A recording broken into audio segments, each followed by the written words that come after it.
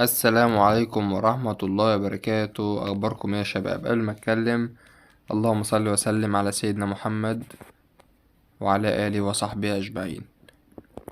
الناس اللي عندها لعبة دريم ليجا دي هعرفكم أسهل طريقة تجيبوا بها جون من أول تصنطيرة، من أول هجمة. هدخل قدامكم الماتش دلوقتي وهوريكم ازاي تعملوا الهجمة دي وانتوا بتسطروا الكورة تجيبوا جون. صلوا على النبي يا اخواتي في الكومنتات على بال ما الماتش يبدأ، استفادوا اي حاجة، ولايك واشتركوا في القناة وفعلوا زر الجرس عشان يوصل لكم كل جديد. كده الماتش هيبدأ اهو والكرة مش معايا. المفروض ان انا دلوقتي هحاول ان يجي فيها جون عشان يبقى معايا الكورة وسنتر.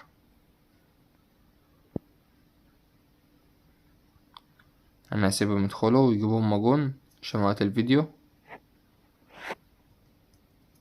ما جابوش جون هجيب انا جون في نفسي.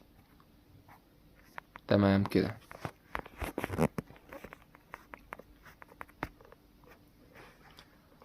اولا دلوقتي انا معايا الكرة عشان اسنتر، هدي الكرة اللي واقف ورا واديها اللي واقف هناك ده، وبعد كده العب قدام واحدة كده.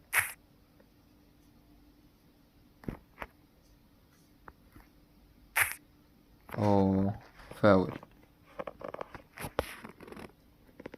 هي مش شرط انها تنجح من مرة واحدة، تكررها كم مرة هتيجي، وانا هجربها لك تاني دلوقتي. تمام، هجيب جون عشان نرجع تاني نسنتر. بصوا يا جماعة، دلوقتي كده انا هسنتر، اديني سنترت اهو، الكرة معايا وبلعبها قدام سريعة كده، بتروح لرجل اللاعب ده كده، وهو بيقوم جاي شايط جاب جون.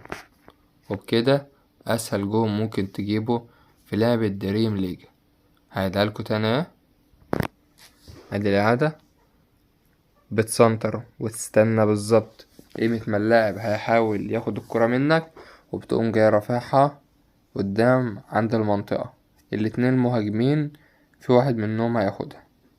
وبكده يكون دي الطريقة، أسهل طريقة ممكن تجيب بيها جون في لعبة دريم ليج.